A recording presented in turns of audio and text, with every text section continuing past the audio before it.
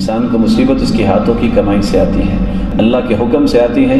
بسا اوقات انسان کے رفع درجات کے لیے بھی مصیبت آتی ہے، اور بسا اوقات اللہ رب العزت اس لیے بھی مصیبت ڈالتے ہیں جو مقام طے کیا ہوتا ہے اس کے جنت میں، اس کے عمل اس کو پہنچا نہیں رہے ہوتے، تو اللہ تعالیٰ کچھ تکلیفیں دے کے اس مقام تک پہنچانا چاہتے ہیں۔ اس لیے انسان کو اپنی دعا کو جاری رکھنا چاہیے اور اپنی نیکی کو جاری رکھنا چاہیے۔